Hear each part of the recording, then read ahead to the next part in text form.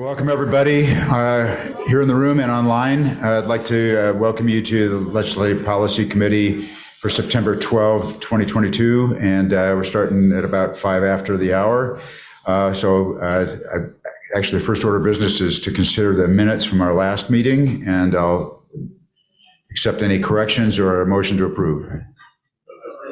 See, Mark Shepard moved to approve. Do I have a second? Okay, I see. I think that's Kate Bradshaw back there seconding. So all in favor? Aye. Okay, the minutes are approved. Thank you very much. So the next item of business is I'm going to turn this over to Carson Eilers to talk about a draft resolution concerning short-term rentals.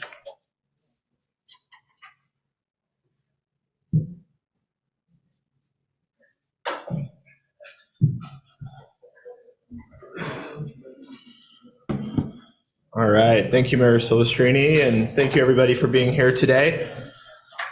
I'm just going to pull up the resolution really quick.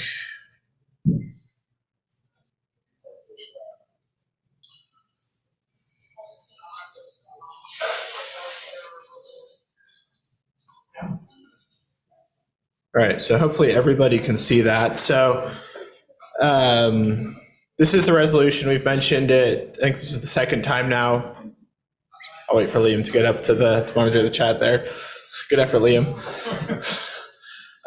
So this is the resolution that the short-term rental LPC subgroup has put together and submitted to this group for consideration regarding short-term rentals and local ordinances. So I'm hoping everybody's had a chance to read it. We've distributed a few different versions a couple times. Most recent version was shared on Thursday in the LPC reminder email, and then the Friday Facts. Does anybody, before we get into procedure or anything, does anybody have any questions on the substance of the resolution or comments on the resolution?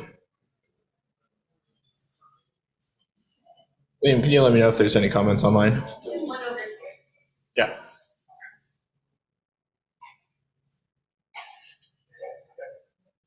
Thank you for the work on this. There is in paragraph 12, the whereas, you make reference to limitations and outright restrictions on any list, code enforcement, business license fees, using listing, website advertisements for enforcement. I think you might want to cite to the code sections in there. I went and looked for them. I found some, but some of them are almost by inference, I'm afraid. Code enforcement, for example, but you want to cite to the code that we're going to call out that there have been restrictions by the state legislature. Okay, yeah, we had discussed that and erred on the side of keeping a little bit more fluid just so we have some more negotiating room, but I'm totally open to amending it and adding code sections. Is that an amendment to modify the resolution? I can make an amendment to modify that. Is there any other thoughts on that? One way or the other? If we have to amend the resolution, this is probably the best time to do it. Yes. We can do it before the general membership on the floor, but that is a much harder vote to count than the policy committee. So I'm totally open to changes, but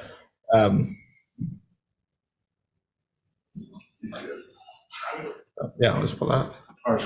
Yeah, Mayor. I think I agree with the comments. I included those at first sections just so that anybody reading this can double check and see what they are.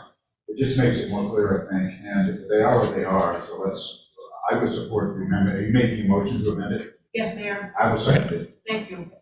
Okay, thanks, Mayor. Mayor Silvestrini was just agreeing with the comment to add suggestions, and the motion to amend was to add code sections. I don't have all those off the top of my head, but if this group's comfortable, we'll just go through and have them all listed out in a document somewhere, and we'll get those all added in and updated.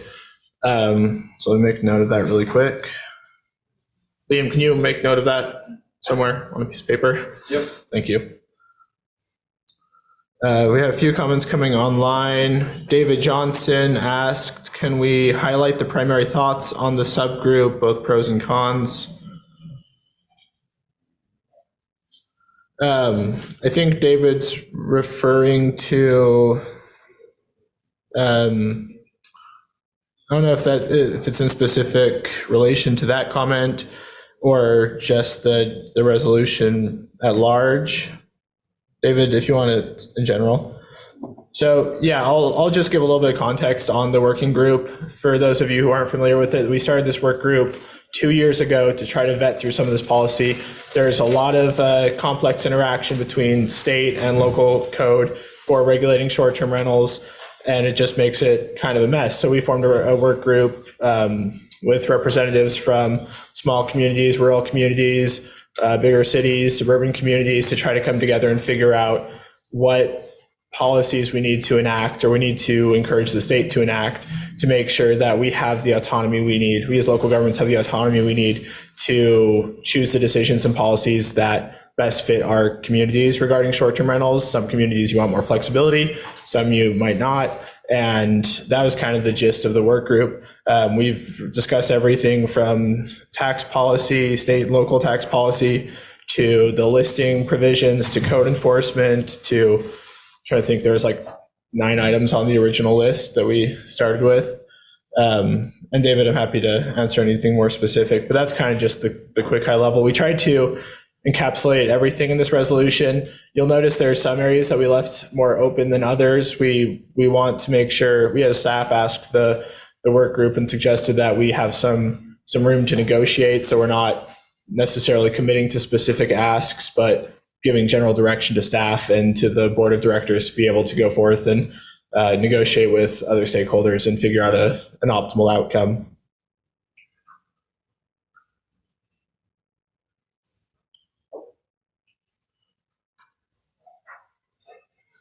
Isaac's comment is he would prefer it being a footnote instead of the code sections listed.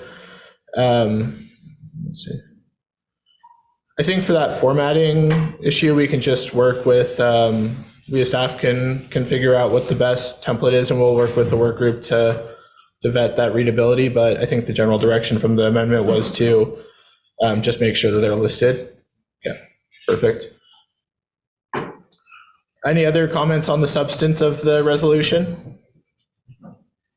Carson, Yeah. I have a question. Yeah. On number 6 of the be it resolved, it calls out paying appropriate TRT taxes. When the tax commission testified last interim, they noted that one of their struggles was because they're sometimes the short-term rentals don't have a business license and or a permit. Did the work group discuss whether it would be appropriate to insert into number 6 that we encourage the appropriate use of business licenses and or permits depending on what the jurisdiction requires to help make sure that those things are tied together for tax purposes? Yeah. Or did you feel like that was implied somewhere else? That's a terrific question. We, I think if I recall correctly, we decided to leave that a little bit more open. The Representative Musselman convened a stakeholder group, and I don't know, or Cam can correct me if I'm wrong, but it felt like about half of that dialogue at the last meeting was whether we should require a sales tax license, which is what you would obtain to pay taxes for a short-term rental. The trick is that in most, if you're listing on a major site like Airbnb, VRBO, they're the entity that's collecting and remitting the taxes. So really you only need to have one of those licenses. As the state tax commission is concerned, you only need to have one of those licenses if you are not listing on those sites and you're collecting and remitting individually. I think that's kind of a quagmire. So we were trying to, that'll definitely be part of the conversation, but we were trying to leave that open to kind of work out and see where the stakeholder group fell. That said, I'm open if this group feels that's appropriate, we can definitely add that specificity in. Yeah. So Carson, following up on Councilmember Bradshaw said, I know there are jurisdictions, my city is one of them, that requires a business license for short-term rentals, but there isn't really any real clarity in the state code about that. And I mean, the language that's being proposed, I think, implicitly says that could occur, but it might actually be good for the state legislature to recognize that municipalities and counties have the ability to license short-term rentals, so that, because that's the only way that we can really keep track of them, make sure that they are meeting life safety requirements and things like that, and know that they should be remitting, the appropriate taxes. The language that's in there is, it's at least implicit we could do that, but I don't know if we want to clarify to make it definite. And Cam's suggestion was to add in, or just to clarify state and local taxes, which still keeps a little bit of flexibility, but state and local licenses, which keeps some flexibility, but allows us to kind of specify and say, this may mean business licensing at the local level, it may mean sales tax licensing at the state level, but that gives us a little bit of room. Is that good? Yeah. So Mayor and Councilmember, we could take an amendment from the floor, and this would be the more appropriate time to do it rather than October, to maybe modify number 6. Whereas right now it's focused on the tax commission, and just say that, for example, state and local governments should continue to ensure that short-term rental businesses are properly paying all appropriate taxes in their jurisdictions. So it makes it broader. It still doesn't get into the specifics of should you require business license or sales tax ID number. Like, those are the specifics we're negotiating. But then it's not just the tax commission, and it's not just tourism taxes. They're broader for those. So that would be an example we could do to modify number 6 to address the concerns that have come up. Okay, so go ahead. I'm sorry. I didn't introduce myself. I'm Lisa Baskin from North Salt Lake City Council. I think that you need to put something in 6. And I know that it's going to raise attention to it, but the business licensure piece of it for cities that I work with, that's your code enforcement piece. That is the piece where you actually have an ability to regulate. And that's what we're really doing here. We're trying to regulate short-term rentals. So you could say local and state government and the state tax commission should continue to ensure that short-term rental businesses are properly paying all appropriate tourism taxes and licensures or licensure fees in their jurisdiction. That's all you have to say. And then that gives you opportunity to negotiate on what you're going to do with business licenses. It's much more transparent that way. So I would make that as an amendment. So you're going to amend your motion to add the code sections. I presume that could be in a footnote if it works out to be. No, Mayor, this is on subsection 6. Yeah, I understand that, but we have a motion on the floor to. Oh, we're still doing the code sections? We're still doing we haven't voted on that yet.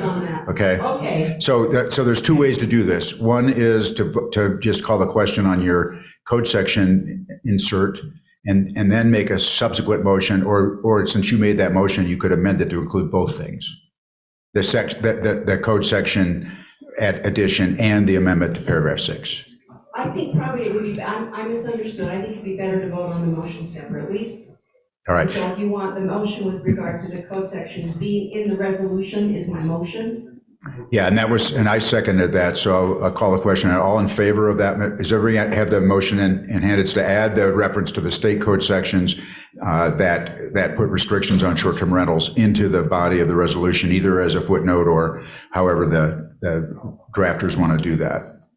So all in favor of that motion, unmute and signify by saying aye. Aye. Any opposed? I see John Hiskey has his hand up. John, can you get a mic? May I just ask a question relative to taxes and collection? At what point will the revenues derived from someone who's using the STR process cross the threshold that they should be no longer assessed at residential property tax, no longer getting the 45% reduction, and should be classified as a business? Now, I ask that with a lot of ignorance and looking to my good friend Roger to answer, but it just is one that struck me relative to that. So let me just say, John, that's a comment that I think goes to the second thing we're talking about, but it appears to me that the motion to add the code sections passed. Now let's turn to the potential amendment of subparagraph 6, and John's comment is relevant to that, I think. And Carson, do you want to address that?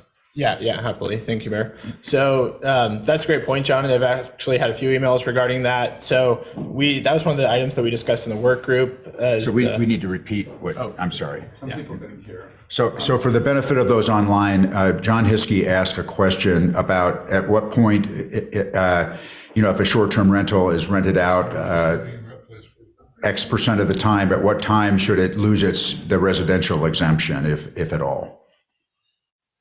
For property tax. Yeah. Thank you, Mayor. So we discussed it as a group trying to change it. So right now it's 183 days, consecutive days. We discussed that in the work group and kind of kept coming back to the challenge of this issue is still enforcement. If you look at the Gardner Policy Institute research, it indicates that most short-term rentals are operating year-round, like we have a pretty consistent count year-round.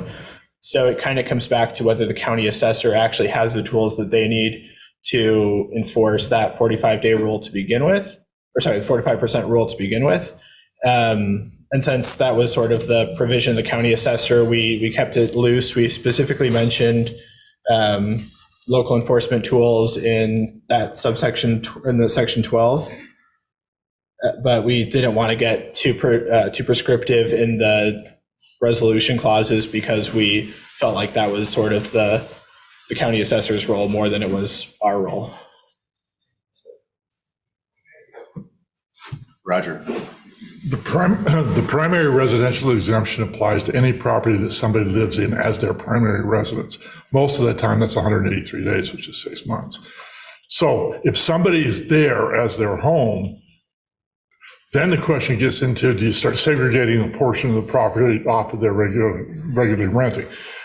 On the whole, what we're really talking about here, people are either choosing to run these as mini hotels, which they are, or they're living in them. I mean, and if they're using it for rental facilities and nobody claims this as their primary residence and meets the qualification, then the whole thing is just like any other commercial property. Well, I'm here to make this also a comment. Sales tax licenses are what the Sales Tax Commission operates to collect sales tax. The issue here is sometimes, for particularly Airbnb and others, they're getting a single sales tax license issued to the overall entity, and they're responsible for remitting the money that comes from those entities. And you get the question how much information is going up, but that happens with a lot of businesses that have multiple locations. The licensing issue, which is a city-specific issue, what you spend your money on or the enforcement dynamics of it, they're clearly related, but just understand they're different. Cities don't compel sales tax licenses. The state will use the fact that there's a business license to find out whether they should have a sales tax license sometime. Okay, so I think we are at a point now where, Councilmember Baskin, if you want to make a motion with respect to paragraph 6. I can amend that motion and to clarify, because of what Roger just said, we could say. Can you wait for the mic? Yeah, sorry, we need you to get your mic, I'm sorry. If you could take it from the top for those online, that'd be great. I've written So a draft in here. subparagraph 6 under section 16C, under the therefore clause, we can have it read, State Tax Commission should continue to ensure that short-term rental businesses are properly paying all appropriate tourism taxes and business licensure fees in their jurisdiction. So we have up on the screen something that I think covers the essence of what you're saying. State and local governments should continue to ensure that short-term rental businesses are properly paying all appropriate taxes and licensure fees in their jurisdictions. That's not exactly what you said, but I think it maybe gives more flexibility about licensure fees would include business licensure fees. I'm not proposing you take out your state tax commission, but if you feel it's better, you're just saying state and local, and that's fine. Yeah, state and local. I just want to make sure we keep the tourism. business licensure piece. Yeah, there's tourism out, so it's broader. Okay, so what we have, I think is a little broader, is state and local governments should continue to ensure that short-term rental businesses are properly paying all appropriate taxes and licensure fees in their jurisdiction. Perfect. I think that's perfect. Okay, is there a second for that? Okay, second by Mayor Shepherd. Any further discussion to that motion to amend? If not, then would you please unmute, and if you're in favor, say aye. Aye. Any opposed? Okay, that amendment carries as well. Anything else? We had one question online from Councilman Dugan. He asked about the special considerations mentioned. Oh, where was it?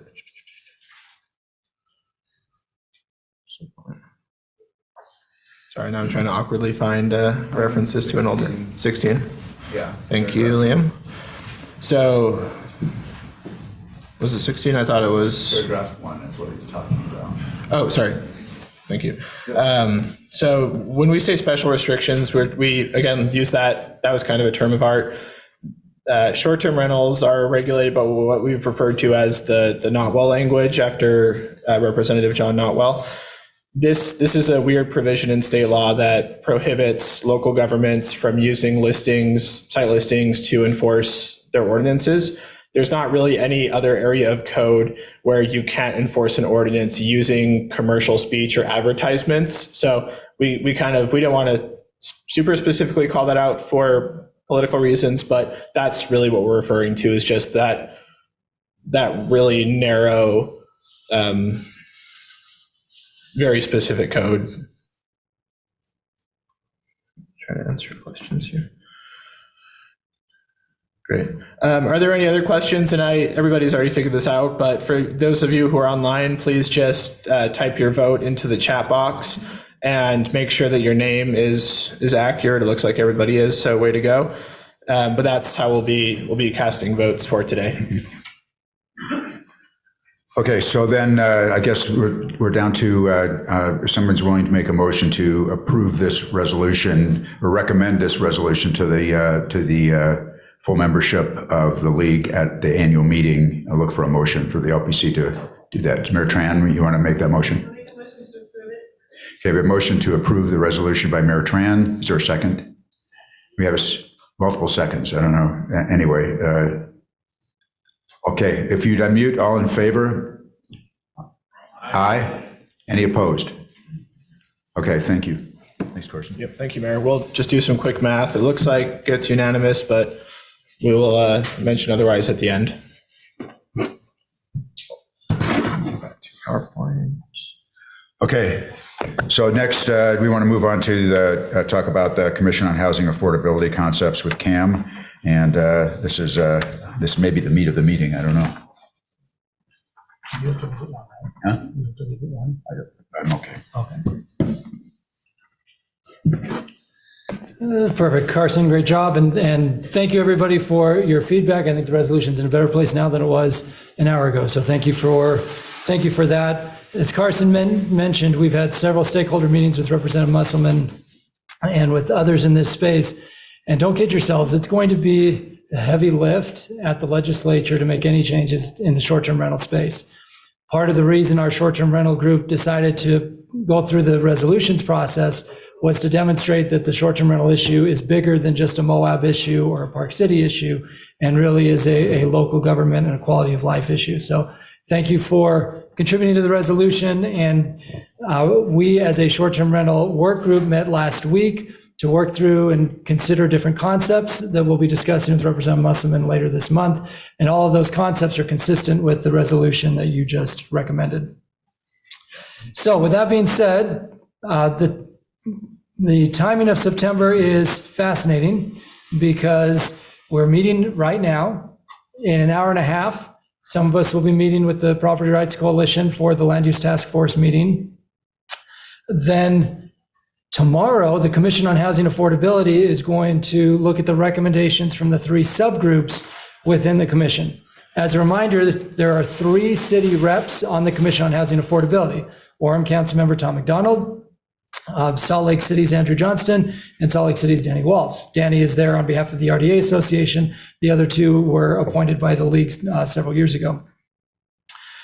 The commission's going to hear recommendations. They're going to discuss them tomorrow. They might vote on them tomorrow as well. And then the commission will take those recommendations to the full Unified Economic Opportunity Commission, on which Mayor Don Ramsey sits and represents the league.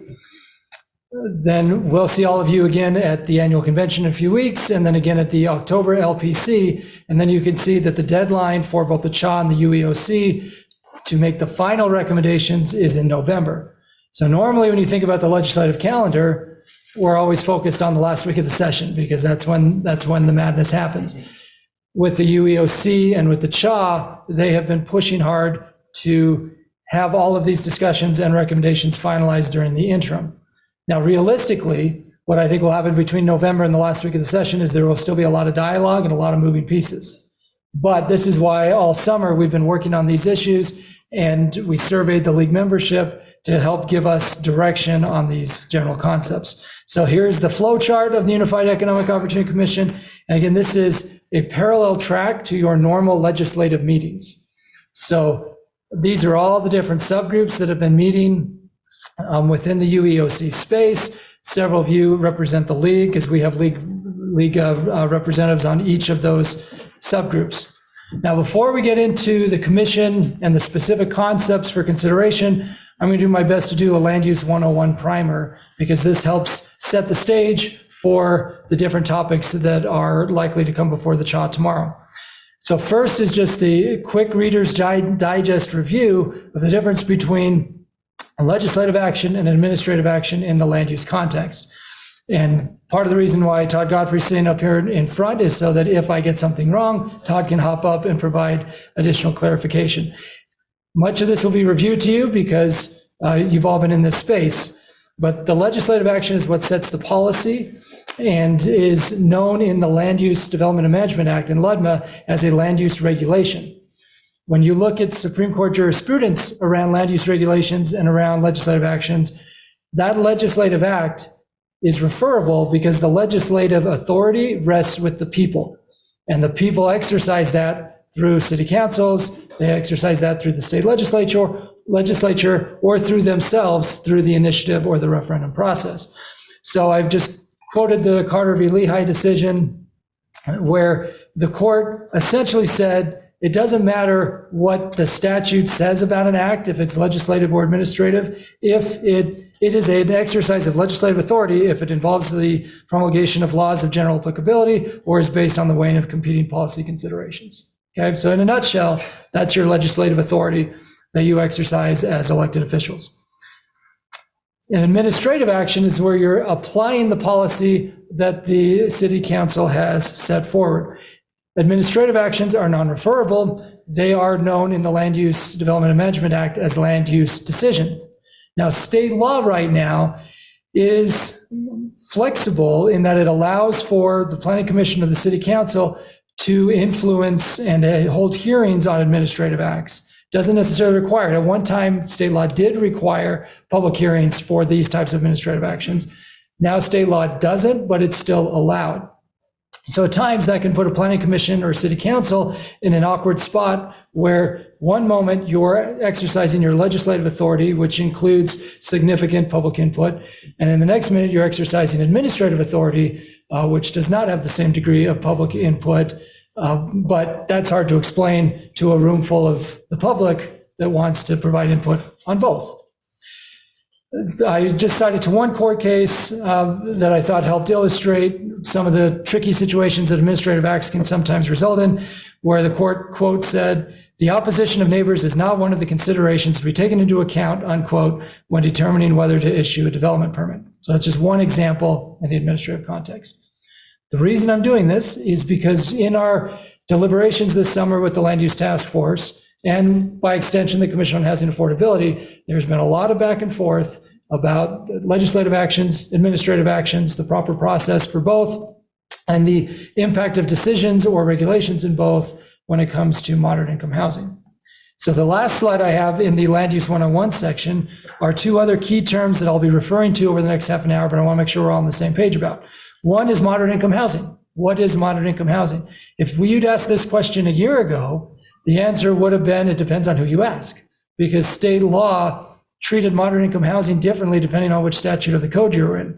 That was one thing we tried to fix in House Bill 462, was to get a better, more consistent definition of moderate income housing. Moderate income housing is defined per House Bill 462 as housing occupied or reserved for occupancy by households with a gross household income equal to or less than 80% of the median gross income for households of the same size in the county in which the city is located. That's the definition of moderate income housing. Now, often that term gets intertwined with low income housing or affordable housing or deeply affordable housing or permanent supportive housing. And I think it's fair to say that low income housing is lower than moderate income housing. When you look at a definition that's 80% and below, there's a lot of space in the or below part. But when we talk about it as a statutory term, it's 80% or below. And then we've had a work group within the CHA that's really been focusing on the true low income piece. And then the subgroup that we're going to spend most of our time on today has been focused on what's known as that attainable piece, which is really closer to not just at 80% and below, but 80% to 120%. Okay, so it's actually not moderate income housing per se, it's moderate income housing plus. The last key provision to have on your radar here is what we affectionately refer to as the ripcord. And the ripcord came about, Gary, how many years ago now? A lot? Yeah, about 10. And the concept with the ripcord is that we as local governments are responsible to review a complete application. And for kicks and giggles, I almost tried to define a complete application, but yeah, exactly. Todd's shaking his head no, because that's a point of dispute many times with the PRC. But the gist of it is, you as local governments have an affirmative duty to review and then approve or deny each application with reasonable diligence. If a property owner who's an applicant before the city, either in the administrative sense or in the legislative sense, feels like the reasonable diligence isn't being met, then after a reasonable period of time, that property owner, the applicant, can request that the land use authority take final action within 45 days. Okay, so that's the pulling of the ripcord. They have to affirmatively do it, and there's no affirmative duty on the city or the county or the town to say yes. Simply, you have to make a decision.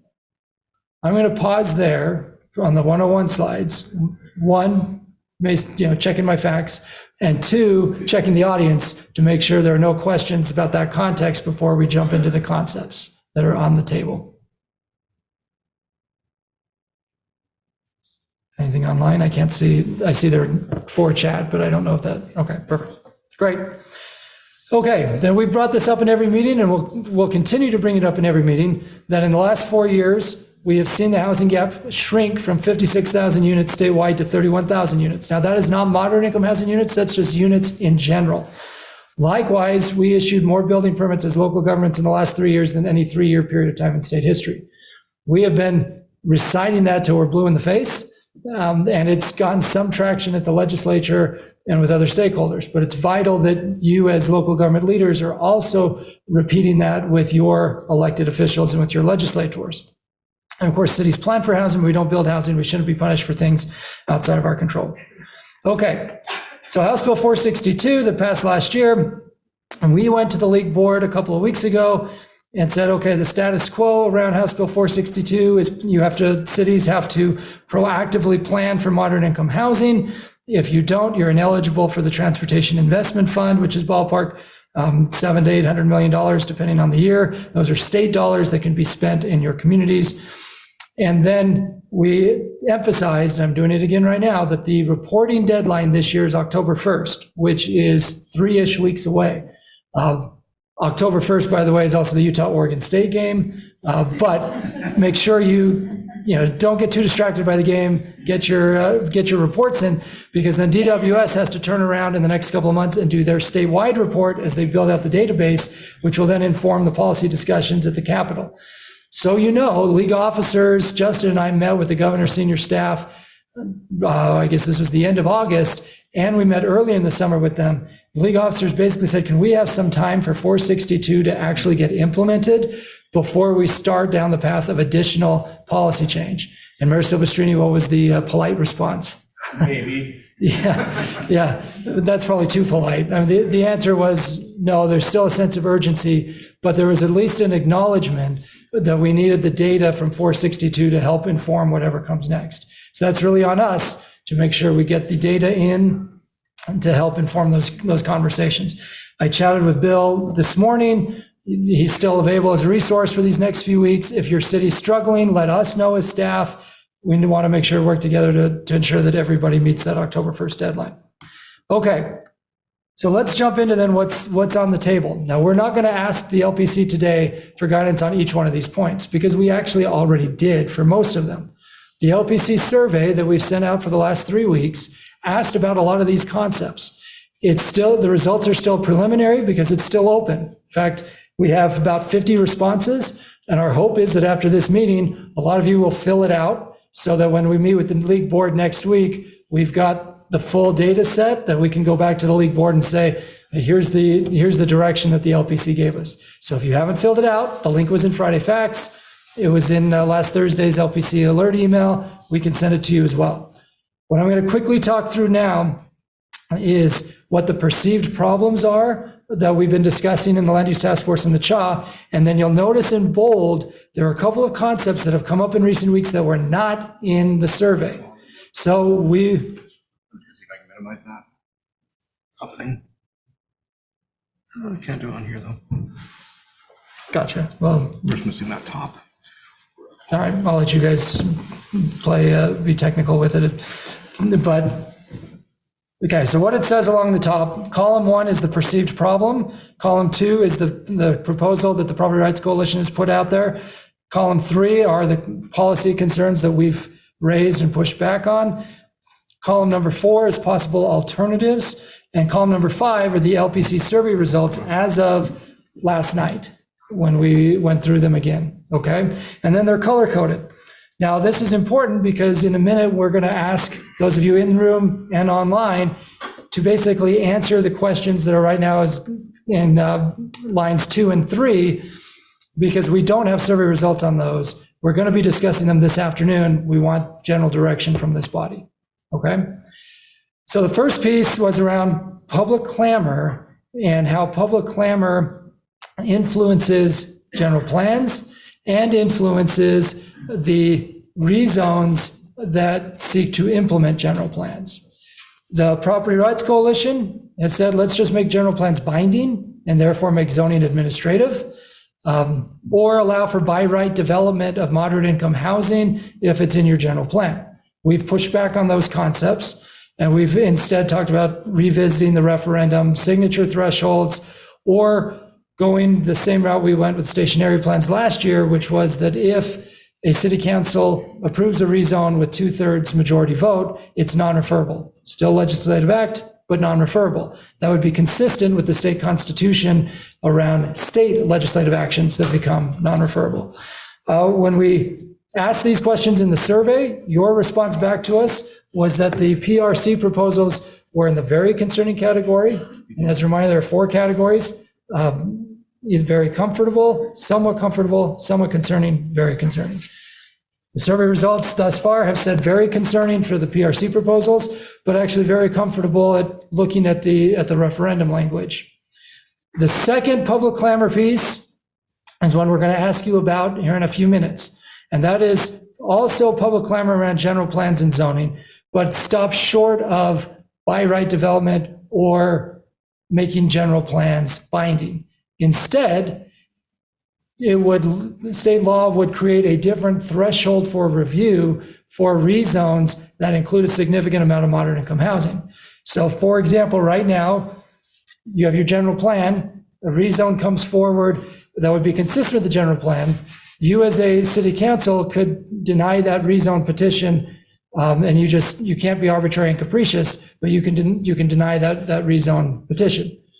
The concept here that it came up in our most recent discussion with the PRC was that the city shall approve unless there's a compelling or another standard or reason why you wouldn't do it.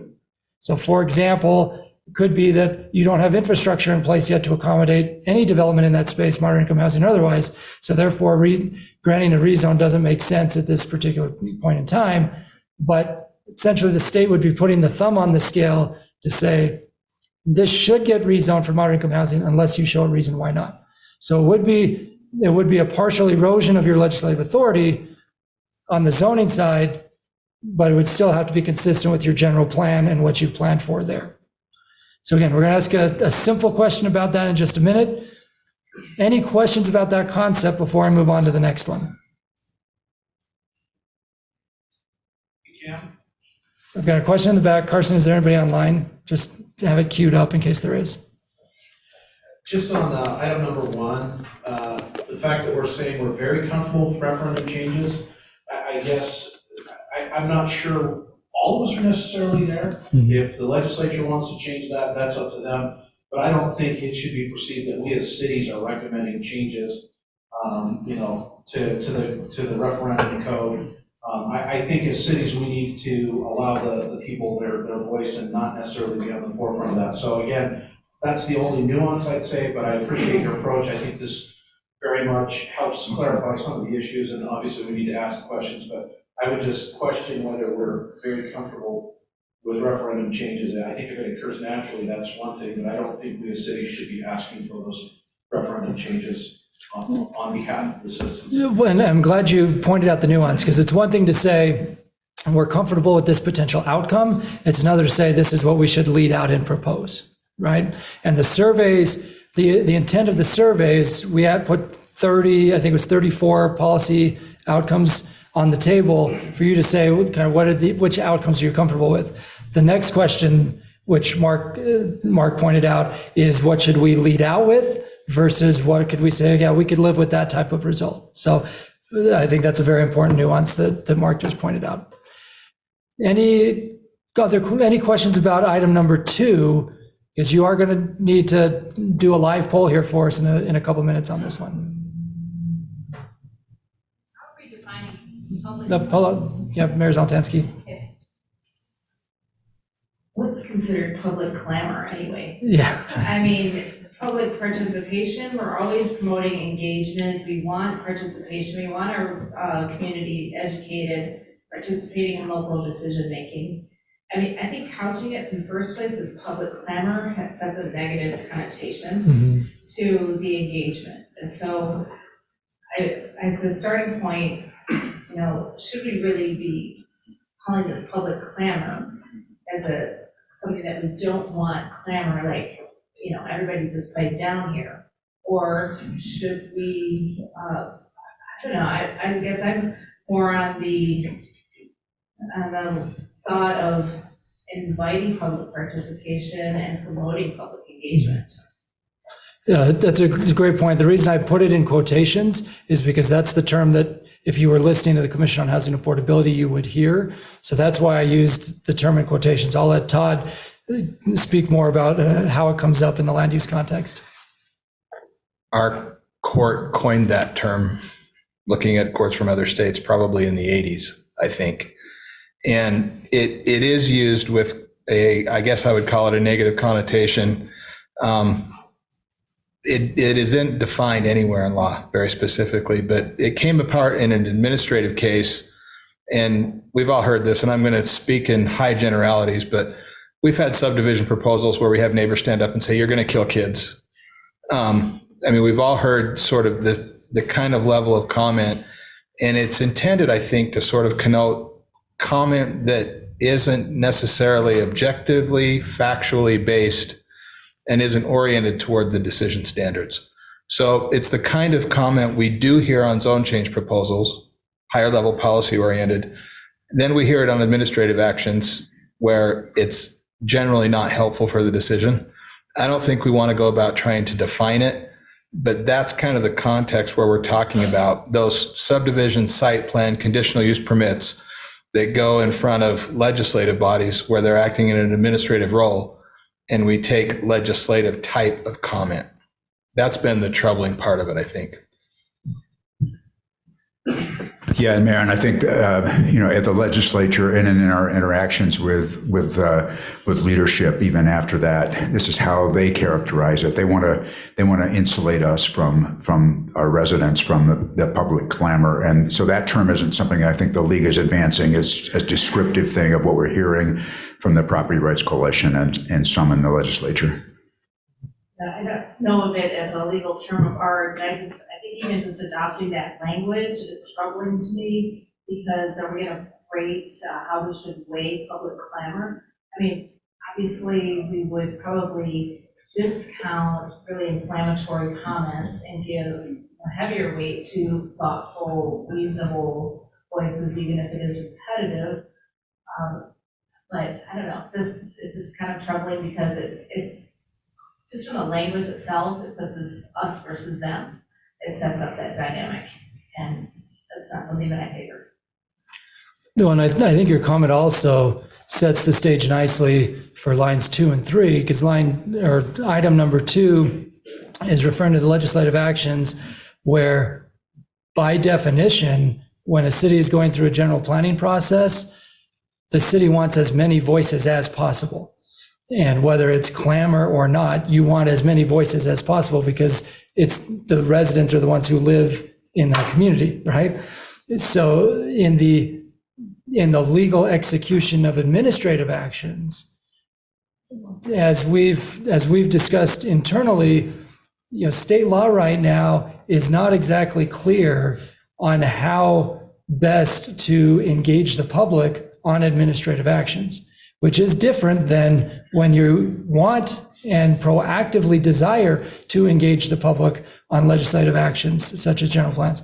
So the other thing I want to emphasize with the survey results is we have twice as many people in today's meeting than we have survey results in so far. So survey results are preliminary, and the hope is that those of you who haven't done it will still do it. We felt like it would be a missed opportunity if we didn't bring the survey results back to you so you could see them, but please don't take them as holy writ right now because they are still in process. Likewise, even the framing, that's why I did it in quotation marks, but I think, Mayor, your point is an excellent one. The public engagement is why most of you ran for office, is to serve the public and engage the public. So we need to be careful that we aren't perceived as trying to neuter the ability of residents to shape their communities. With item 3 on the admin actions, the term I used here was to narrow public input, and that's actually probably not even the right term either. Later in the poll question, we used the term modify. Really should there be a better framework in state law for how to engage the public on administrative actions? And we did not ask that question in the survey. So that's why we need direction from this group today, because that will be a topic this afternoon with Land Use Task Force and tomorrow with the Commission on Housing Affordability. Then the 4th item is non-compliance with House Bill 462, the PRC's proposed withholding B and C funds from counties and cities, or allowing plaintiffs to sue and get attorney's fees against cities that are non-compliant. Both of those in our survey results came back as very concerning. The concept that we brought back to the league board a couple of weeks ago was essentially new opportunities for revenue for local governments, but tying that to 462 compliance. And it shows up in yellow, which means you actually can't read it, but it says somewhat comfortable. So it scored much better than withholding Class C revenue. Carson? We have a comment online from Paul Larson. Okay. Does the PRC have statistics on actual cases where these public clamor incidents have happened, or is it just anecdotes? So Paul's question about cases where public clamor has happened depends on if you're talking about an administrative action or legislative action. There are cases, I cited to one earlier, the Davis County versus Clearfield decision, where the court said you should not take into account the disapproval of residents when acting in this administrative capacity. So there have been court cases where the courts have said the city made a decision based in part on public input here, but this was not the appropriate place to get public input. And so that's really the legal question, and I realize it's really nuanced, but that's why we wanted to bring it forward to this group before we go further down the line in the deliberations with the CHA, because within those administrative actions, at times the city gets set up to fail because of the lack of clarity of when to engage the public in those administrative actions. So, Todd, is there anything else you want to add there before I move on from this? Okay. So there are 3 of these tables. This is table number 2, and the perceived problems that are being discussed, and again, in quotation marks, because it's what's been relayed to us. Local land use processes take too long, local governments won't make a decision, and the role and accounting of development fees. The Property Rights Coalition has proposed, it's in letter A in that second column, that a red line would be deemed approved after three reviews if the applicant materially complies. We pushed back on that in our land use task force meeting a couple of weeks ago. We asked about that concept in the survey. It came back in the very concerning space. We also, in other states, we have seen concepts that require cities and counties to act in the shot clock certain period of time, similar to what we have right now with plan reviews and inspections. But then after the shot clock expires, requiring local governments to start refunding development fees.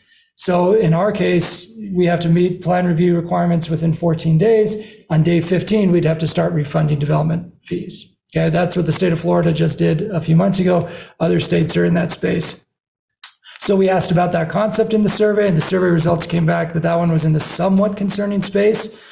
And then a possible alternative that came up from a couple of our attorneys that we did not ask about, that we will ask about today, this is the third question we're going to ask you here in a minute, deals with the ripcord. And that is that right now, the ripcord treats all land use the same, regardless of the land use application. But is there value in saying that if there's a significant amount of moderate income housing in that land use application, that the ripcord maybe is tighter, the time frame is tighter, or something that facilitates getting to a decision when there's significant amounts of moderate income housing in a way that's faster than other types of land use. So again, we didn't ask about that in the survey. We're going to ask you about that here in a second. And again, it would be modifying an existing tool, but having it be laser focused on significant amounts of moderate income housing as part of a plan. Then you can see that the other LPC survey results were somewhat concerning around anything that was deemed approved. We've had some discussions about something being deemed denied so that the process can keep moving. You can get to an appeal. And then the role accounting of development fees. The state auditor actually issued an audit alert about this concept in the spring, and we've been going back and forth with the auditor's office on this point.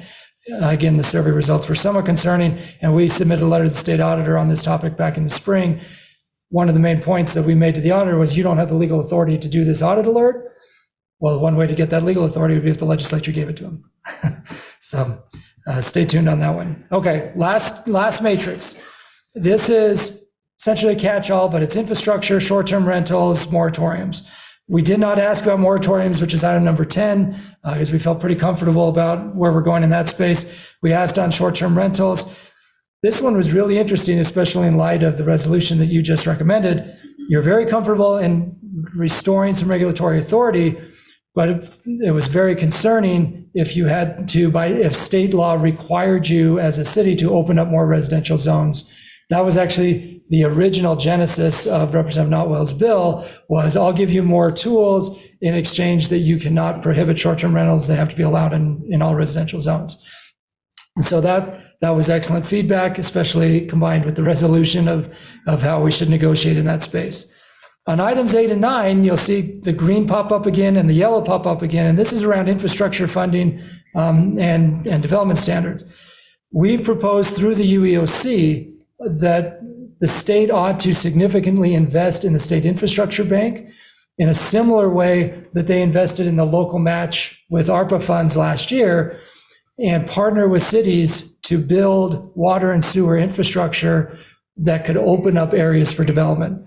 And I've had multiple conversations with the Harrimans and the Eagle Mountains and other communities, West Point and other, in fact, Kyle, it's just because I see you in the back, when I presented this to Representative Schultz, his response was, he started listing cities, West Point being one of them, of where this type of program could be beneficial to help speed up development that right now is held up because they're waiting for the infrastructure to be built, and that's an immense capital cost. So again, survey results, unsurprisingly, very comfortable with investing in the state infrastructure bank, somewhat comfortable in saying that new revenues have to be tied to 462 compliance, and then very concerning was the result on expanding the use of public infrastructure districts without local government approval. On the infrastructure development standards, this has been a subgroup within the land use task force that's been meeting all summer. Sean Guzman has been the point person for us on it.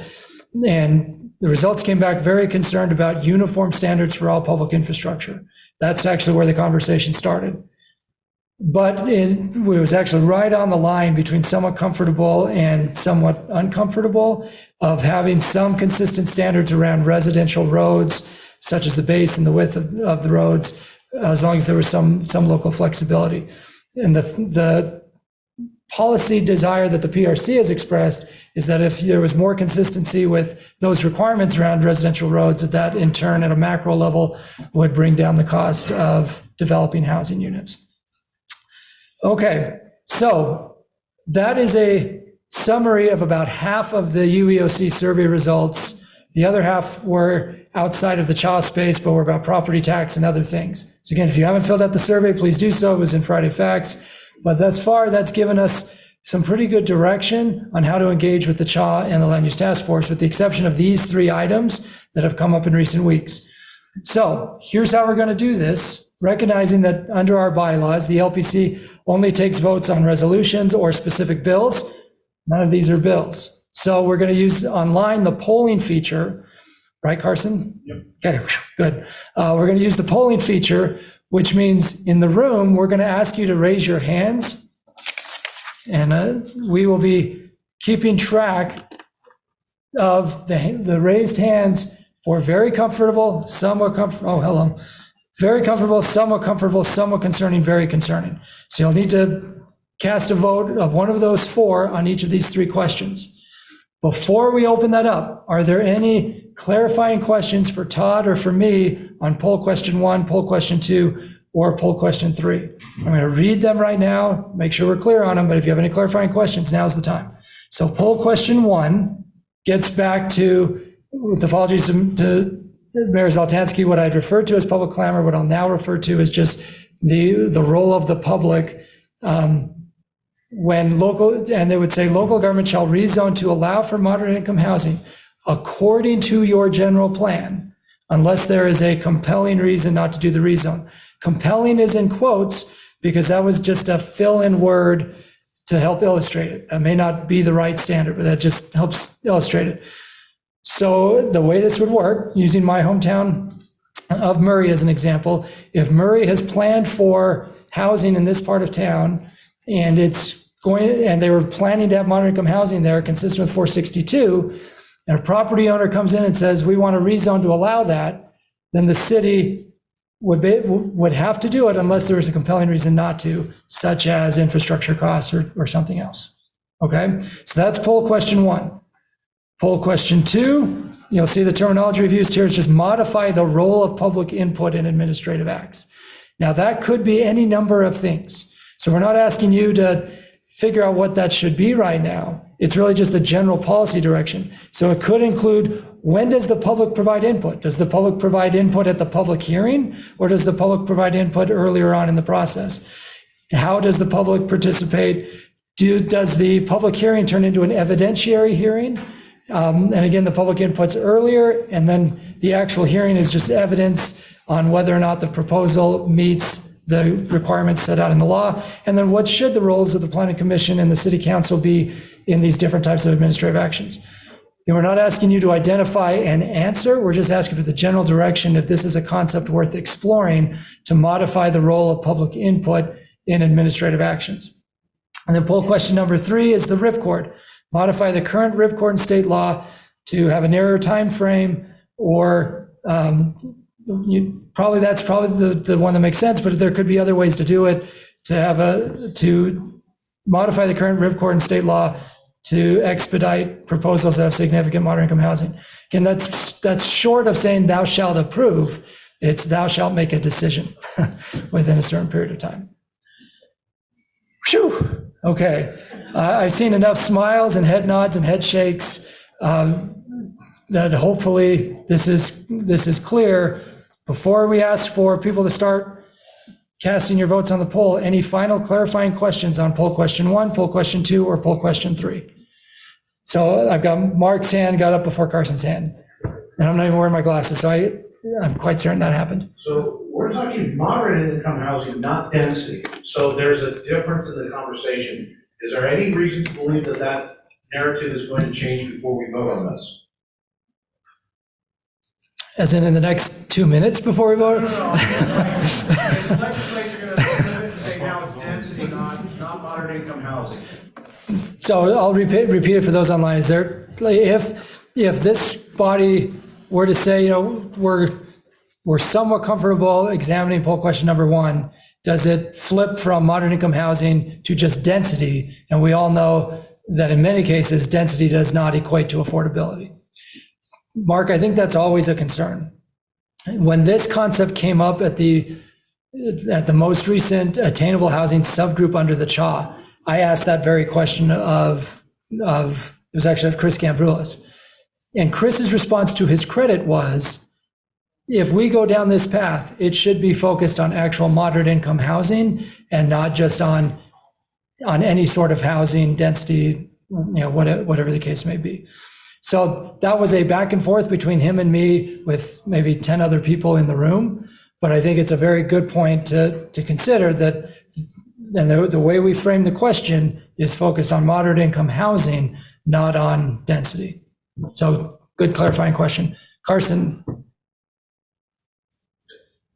There we go. Matt Brower asked, regarding poll question 1, what would prevent local governments from minimizing moderate income housing opportunities in their general plan to avoid that trigger? But yeah, Matt, that's a great question. And first of all, Matt, kudos to you on your victory over LSU. Matt's a big Florida State fan, and I meant to text you after that game a couple weeks ago. Second, this gets back to the core foundation of House Bill 462, that cities have to make a good faith effort to plan for moderate income housing in a city, or you run the risk of being ineligible for transportation investment funds. What we've heard from the PRC is they'd actually like a bootstrap provision that says a city cannot downzone your city and then say, we've downzoned it. So essentially they play games with your general plan. Our response back is the amount of work that goes into a general plan, the amount of public input that goes into a general plan, it would be silly for a city to play games with that. But I think your question is a fair one that we would need to explore if we go down this path of looking at a different standard. Todd, anything else you want to add to that? Okay. Liam, let's go over here. With regard to poll question. This is Will Summercorn, by the way. Oh, sorry, Will Summercorn. I don't know what to call myself. I'm retired, having fun, doing other things. Just with regard to that poll question too, just a little aside note, the question was asked about the term public clamor. Back in the day, I was the planner that was involved in the case that went all the way to the courts, and the court was actually the one who came up with that term, called what had happened there, public clamor, which I, being the planner at the time involved, I thought that's a really appropriate term. What happened in that case? But with regard to that, when you look at what's in the state code right now, the Planning Commission's role to advise the council on the general plan, the zoning ordinance, a rezone of property, all requires that you have to have a public hearing first. When the Planning Commission acts, or somebody else acts to approve a conditional use permit or a subdivision plat, it's no longer a planning commission, it's what's called a land use authority in the state code at that point. And then you also have, the state code requires that you have an appeal authority. In the state code, it says planning commission, here's what you do and how you do it. Appeal authority, here's what you do and how you do it. It doesn't have anything like that for the land use authority. For administrative actions, the state code does not require a public hearing. It may have, I think it may have done so long ago, but that's been out of the state code now for a good 30 years. And so the question is, why do so many of us continue with public hearings? And I think partly it's because we just always have. But it's not required. And when you look at what happens in several other states, North Carolina, New Mexico, and others, They actually have an administrative process that you go through to make decisions about administrative land use items.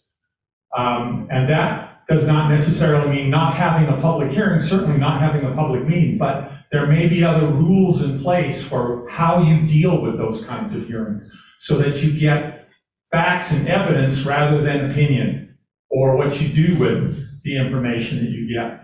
And so I think part of the idea is to create another section in the LUGMA, in the land use section, that would be called appeal authorities and land use decisions. So we have a little bit more definition about how those are supposed to be handled, but that's not defined at this point. I think the question is, should we do that? Should we be a little bit more specific about how to handle those kinds of items?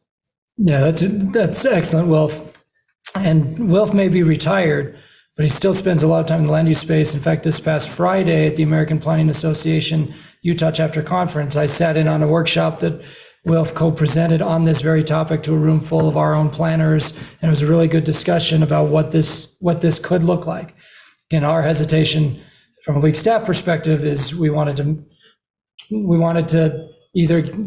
get direction one way or the other from this group before any of those conversations went forward. But that was an excellent summary, Wilf, so thank you.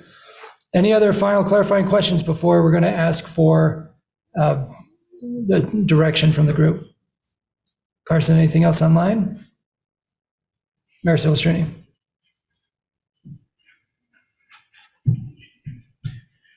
Yeah, my concern is, it may be what Mark was getting at, but when you're talking about the ripcord provision and shortening that 45-day period, I think it does make a difference about what the density or the size of the project is. It's one thing if it's a duplex, but if it's a 400-unit housing project, there's a lot of different approvals and things that need to be gathered, and to consider shortening the ripcord on that, I think, is asking for some problems in terms of trying to be able to do our job and make sure we get safe buildings. So it's just a concern I have about that one. So that's an excellent point, Mayor. And so maybe, right now it's modify the current ripcord. If this group says, this is worth looking at, but we need to take into account those things, like to me, that fits in the somewhat comfortable, somewhat concerning space as opposed to the very concerning space. But again, that's up to you to give us the direction before we sit down with the Land Use Task Force this afternoon and the CHOT tomorrow. Any other clarifying questions? Let's go Mayor Zoltansky and then Councilmember Baskin. I'm sure other planners and community development teams have seen what we've seen in Sandy is people will file an application and they'll start the trigger, the counting, right? They won't have a complete packet, or they won't have everything lined up or to certification standards. So there's some back and forth that goes on between professional staff and the applicant saying, no, actually, you need to do it this way, or these are the standards, or the engineering or the architecture certification isn't there. The applicant's thinking, well, if you've got 45 days, or you've got this time frame, and it's tolling, is it tolling or is it active? So there's, a lot that can be done on the applicants to draw out the process or possibly manipulate these timeframes too. So I just wouldn't want to get in a position of just because they filed and paid the filing fee, that's going to start this, their window. Yeah, amen, Mayor. And let me add a couple of points to that. Todd Godfrey and I, and Gary Crane, Sean Guzman, how many emails do we get a week with the sort of complaint on the other side, that cities are dragging their feet and cities are not meeting the timeframes? And then once we call those cities, in fact, I had a conversation with the city on Friday that had been criticized via email, and followed up with the city manager on Friday. And sure enough, there was more to the story. In fact, that particular city manager said, we can track the number of times that the applicants are not opening the emails that we're sending them. And so they need to do their jobs too. And the fact that I see like 8 heads nodding right now is telling. So you're spot on. You're absolutely spot on. And there's been a lot of debate this summer about the definition of complete application. And I think this is why in our preliminary survey results, so many of you responded that there shouldn't be a default approval even after 3 backs and forth, because that'll easily be a game that an applicant can play. Right now, what the ripcord says is we have to shall substantively review a complete application. So if it's not complete, you cannot even pull the ripcord. So that's current law. Then after a reasonable period of time, then you pull the ripcord to get to the 45 days. So there are several steps built in to try to prevent the games from being played. So to me, I think all of those points you just raised are very valid, and we could make sure to address those points while also examining the ripcord to see if there's a way to modify the tool specifically for moderate income housing. But I think that's an excellent point that people need to consider before you give us direction here. Okay, Councilmember Baskin, and then. With regard to the first one, local government shall rezone to allow for MIH. I just can't stress strongly enough that there is really no reason that we should have in Utah code that local government shall do something like rezoning as told by the state legislature or the PRC. Mm-hmm. But what we've got MIH is something which is a good thing. Yeah. That we're trying to achieve, but we may give up too much if we agree to language that says we shall rezone. And then it's a rebuttable presumption, only rebutted by compelling reasons that we don't even know what they are yet. Right. So we're giving a lot away in PQ1. Yeah, potentially. Yep, potentially. Which again is why we brought it back to this group before we go into the negotiations later. Okay. Any other clarifying questions about Q1, Q2, Q3? Mr. Chair, going once, going twice. Okay, so here's how we're going to do this. Carson, go ahead and just open it up online for the poll question. Done. For those of you in the room, well, I'm going to ask each question individually, and then I'll ask, are you very comfortable, somewhat concerning, very concerning? Now, the beauty of the people online and a survey is that you do it yourself on your phone and there's not the peer pressure. I'm not going to ask you to close your eyes to do it. Yeah, put your heads up, 7 up, right? But just be honest and candid, because what we can't have as staff is if the group says, kind of looking around the room, be like, yeah, we really like this, and then we find out later you don't, or vice versa. So with that as a background, poll question number 1, local government shall rezone to allow for moderate income housing according to the local government's general plan, unless there is a compelling reason not to do the rezone. How many people are very comfortable with that outcome? Well, that's easy to count, okay? How many are somewhat comfortable with that outcome? 1, 2, 3, 4, 5. Jennifer Bruno, not to call you up, but I saw a hand. Okay, yeah, this is like I'm the auctioneer up here, so it could cost you a lot of money if you touch your face wrong. Okay, so, yeah, okay. How many of you are somewhat concerned or find that outcome somewhat concerning? Okay, keep them high, keep them high. 1, 2, 3, 4, 5, 6, 7, 8, 9, 10, 11, 12, 13, 15. How many did you guys count? Just perfect. Whew. Okay. Murray Maths, this is why Marisol Mastrani has Murray Math here. I've got people double checking the math. Okay, very concerning. How many find this outcome very concerning? 1, 2, 3, 4, 5, 6, 7. Okay. What did you guys count? Yep, that's what I had too. Okay, perfect. So obviously people in the room, people online, we're going to take a second after we move off this item to combine the results. So stay tuned. Okay, poll question number 2, modify the role of public input in administrative actions. I really liked how Will framed this. Of should we look at codifying a framework for how administrative actions take place and the role of public input therein? But the question, modify the role of public input in administrative actions. How many in the room are very comfortable with the outcome of modifying the role of public input in administrative actions? Raise your hand. Okay, another easy one to count. Okay, somewhat comfortable. Okay, 1, 2, 3, 4, 5, 6, 7, 8, 9, 10, 11. Okay, that's what I had too. So far, so good. Somewhat concerned. Okay. 1, 2, 3, 4, 5, 6, 7, 8, 9, 10, 11, 12, 13. So far, so good, and very concerned. Okay.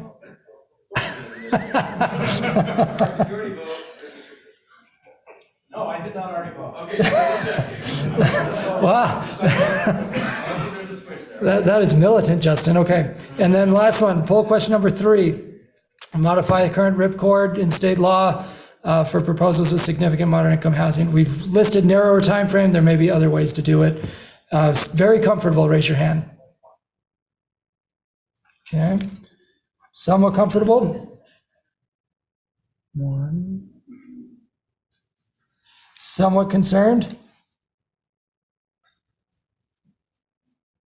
1, 2, 3, 6, 7, 8, 9, 12.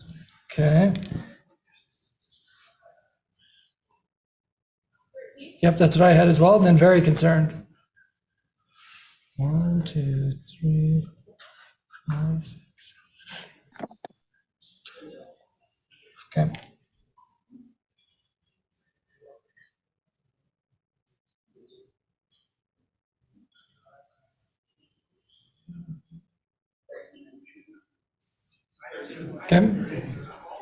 Okay, perfect. Super helpful. We're going to combine these with these and backfill. Thank you for all the time and for the input on this piece.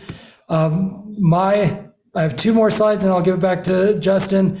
Just within the UEOC, the 3 subgroups in the UEOC Growth and Transportation Group have now reported back to the full subgroup on alignment, infrastructure, and transportation funding. I already referenced the infrastructure piece at the State Infrastructure Bank. On transportation funding, the key takeaway here is that there are several items on this list that impact local governments. Where they go from here is still being discussed, but that ranges from the current fifth that counties are authorized to impose exclusively for transit that expires next June. It's use it or lose it. So we've had discussions about whether to extend that sunset or look at other uses in addition to transit for that 0.20. We've talked about potential changes to the current motor fuel tax. Local governments get 30% of it. The retail delivery fee, which is a user fee for retail delivery, everything from Amazon to DoorDash. And Colorado just enacted legislation that went into effect in July that imposed a fee on those deliveries, but it would be a user fee for transportation. Road usage charge that the state is already implementing. It has about 4,000 people in the program, but it doesn't have to be fully implemented until 2031. That's the long-term replacement for the gas tax and making sure local governments are part of the road usage charge, because right now, as part of their pilot program, we are not part of it. Transportation utility fee. In fact, in our most recent meeting, I quipped to the group that knowing our luck, the Supreme Court's going to issue their decision right in the middle of the legislative session. And Roger said they are. Yeah, exactly. That's going to happen.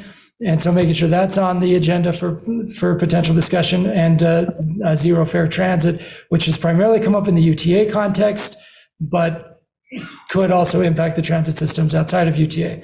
Then outside of the UEOC, the Transportation Interim Committee has been looking at railroad crossings to build off of last year's legislation, also looking at UDOT's implementation of House Bill 462. I'm sitting down with them in a couple of weeks to talk about this piece.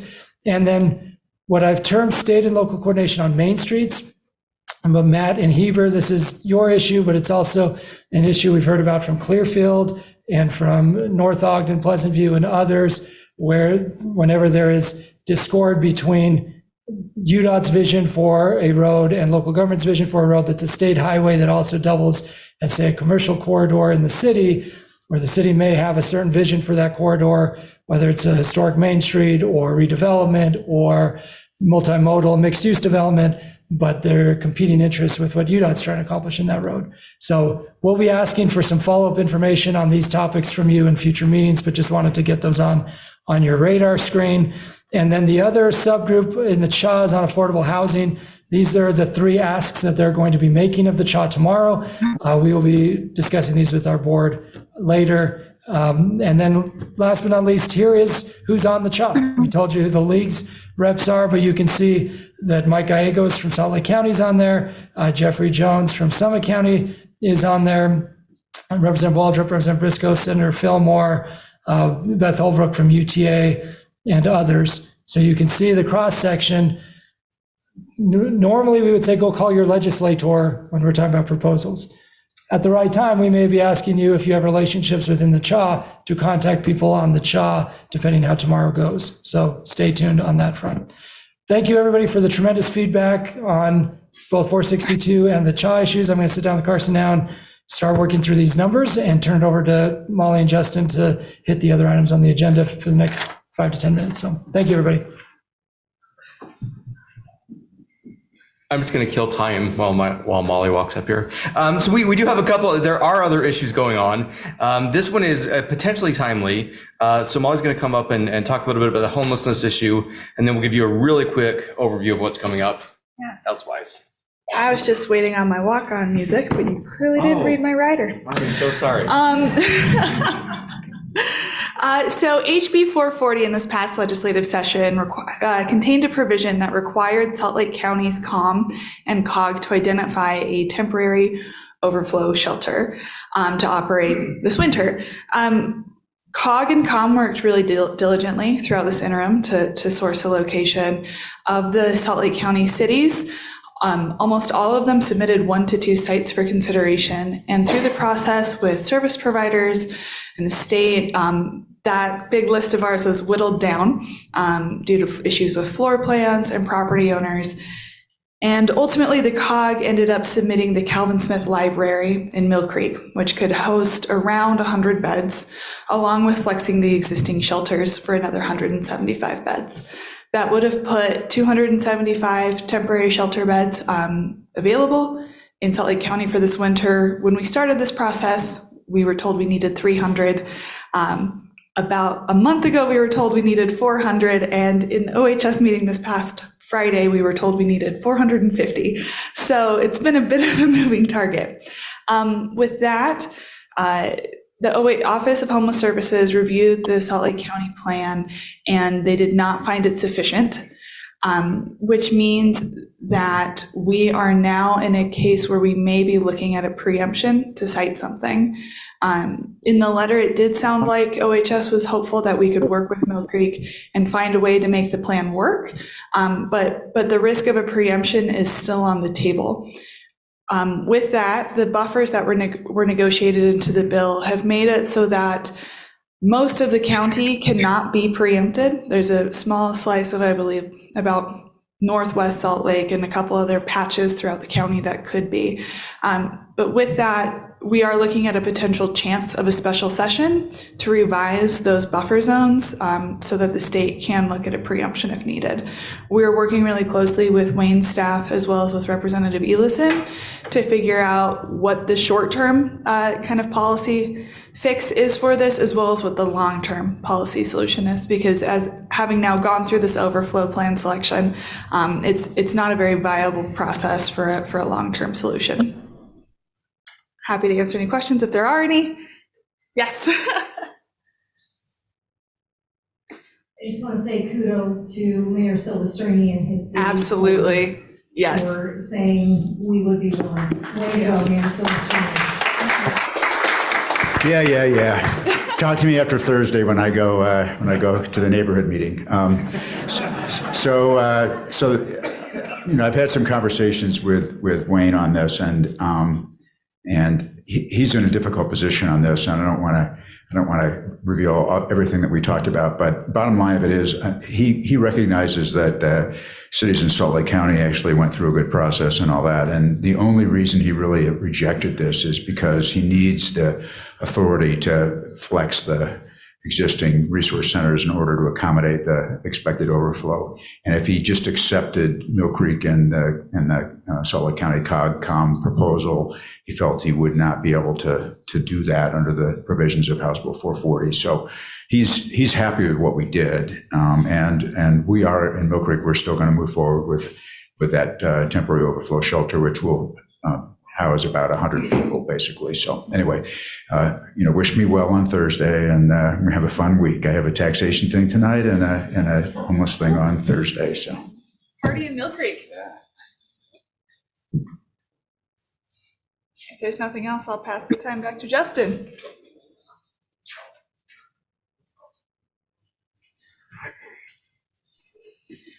All right, a couple of quick things. I know we're about out of time, so we'll just run through a few things really quickly. Several of you have expressed interest, and we've had discussions here about the study and what's going on with justice courts. There's going to be a justice court stakeholder call this Thursday, September 15th at 1 o'clock, I believe is the time on that one. If you're interested in the information on that call, just shoot me an email, jlee@ulct.org. And I will send you over the information for that call. Yeah, Roger, anything you want to say on that? Well, I was just going to say, this surprised me a little bit. What this is the National Center for State Courts is basically doing an outreach to see what issues are out there for justice courts. So this is not the legislation per se. I've held at least 4 meetings with various groups here on that. You're welcome to attend, but I didn't want anybody to be misled. That's what it is. It's a survey group. Okay, perfect. Thank you, Roger. The next one, we haven't talked about Loveless and Lead for a couple of months here. Wanted to let you know there's a Utah Foundation report that will be coming out fairly soon. Stay tuned for discussions on that annual. Just wanted to let you know that was coming. And then this is, some of you know about this. I'd say there's 10 cities that know about this. There is a legislative audit that is coming out related to RDAs and TIF funds. That audit report is not yet public, but the cities who are involved with that, the 10 cities have seen it. They are aware of it. They gave input, and we were able to see a preview of it late last week. That will be coming public in the next few days. We just want to put that on the radar because of the way a legislative audit works. We can't discuss the contents of that until it is released publicly, but do want to make you aware that next week as part of interim, the Legislative Audit Subcommittee on September 20th at 1 p.m. we'll be hearing the report on that audit. So if you have interest in RDAs and TIF, that may be something you want to tune into to see what the discussion looks like.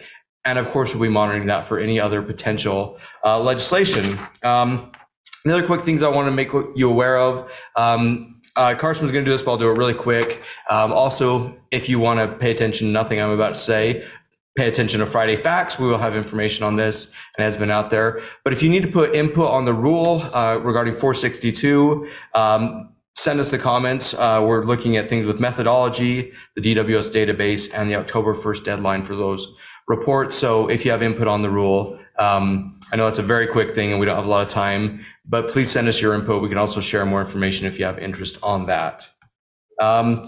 And because we have so much time left, I want to talk about each one of these in depth.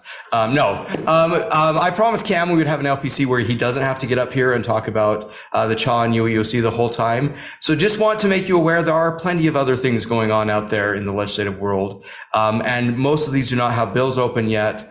But some of these are issues that you have brought to us that we want to bring to the larger LPC to discuss. Some of these are things that we've heard from legislators that we know are subjects that we're going to be dealing with. So be prepared next month or maybe the month after. We'll be talking about a lot of other subjects and some of those work groups that we've had you sign up for to help with. We know we haven't moved on some of them yet, and it's because the issues just haven't been ripe yet. But we do expect to see language on some of these issues very soon, and then we'll be reaching out for input and discussion on that. So Cam, Carson, any reports you want to make back on any of those numbers or anything, or we got everything we needed? Yeah. So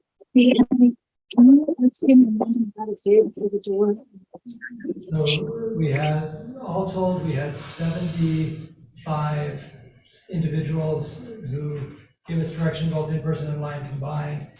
The administrative acts, that was question number 2, scored overall in the somewhat, you know what, this is awkward, I'm just gonna. You go there, yeah. Like talking to a piece of paper.